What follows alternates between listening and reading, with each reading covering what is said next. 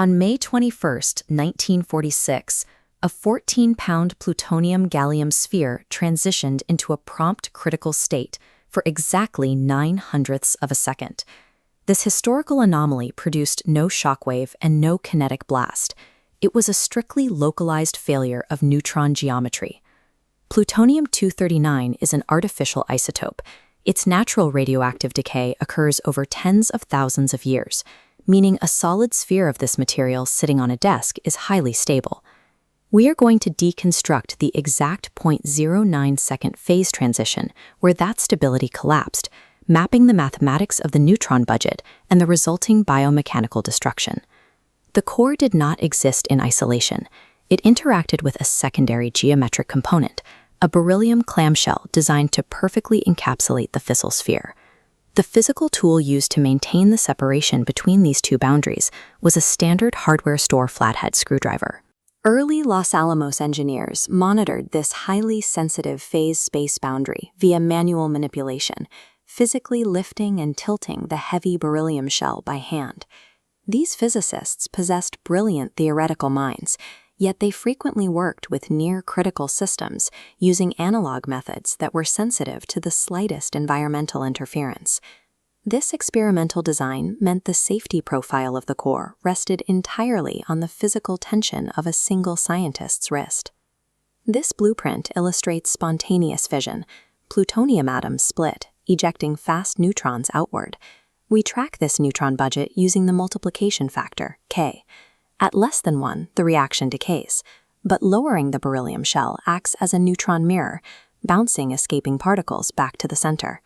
Researchers utilized analog equipment to measure these returning neutrons, allowing them to calculate the K-factor in real time.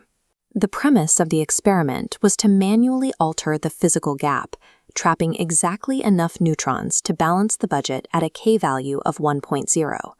Delayed criticality is a precarious equilibrium, maintained entirely by a few millimeters of physical distance. At T0, the screwdriver slipped. The geometric gap instantly closed. The enclosed space forced a massive instantaneous surplus in the system's neutron budget. This line graph maps the system's effective multiplication factor. The strict boundary from subcritical is crossed instantly. This initiates a prompt critical state. The reaction rate scales exponentially in microseconds, driven entirely by prompt neutrons.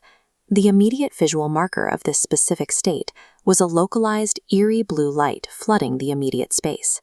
Crossing this geometric threshold initiated a thermodynamic sequence far faster than human neural transmission.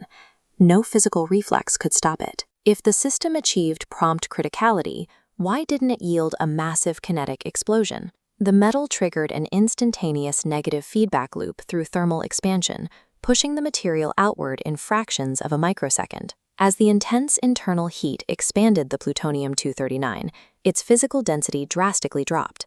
This violent microscopic expansion forcefully shoved the top half of the beryllium clamshell upward, physically breaking the reflection geometry. Returning to the graph, the combination of decreased density and a loss of the geometric reflector forces the K-value to plummet back below the 1.0 threshold. Human intervention played no role in halting the chain reaction. The strict laws of thermodynamics saved the core from itself. The core's mechanical safety, however, did not protect the biological reality of the observing researcher. This schematic visualizes the true nature of that blue flash. It was Cherenkov radiation, occurring directly inside the fluid of his eyes. This light generates when a subatomic particle travels faster than the phase velocity of light within that fluid medium. While chemical poisons interfere with metabolic pathways, acute ionizing radiation causes immediate structural damage to matter. These neutrons act as subatomic kinetic shredders, physically impacting the building blocks of the cell at a molecular scale. A single thermal neutron smashes directly through the DNA backbone, instantly breaking the double-strand covalent bonds. It completely severs the master blueprints required for human mitosis. In radiobiology, the immediate aftermath is known as the walking ghost phase. The subject outwardly appears healthy and stable. Slotin sat up, spoke with colleagues, and retained his motor functions. Yet his biological death was locked in the exact millisecond the geometric boundary failed. His body suffered total internal failure. He lost the ability to produce new blood cells or repair standard intestinal lining decay. His physical deterioration followed a strict timeline, culminating in death 9 days later. Macroscopic biological systems cannot survive the subatomic destruction of their regenerative coating.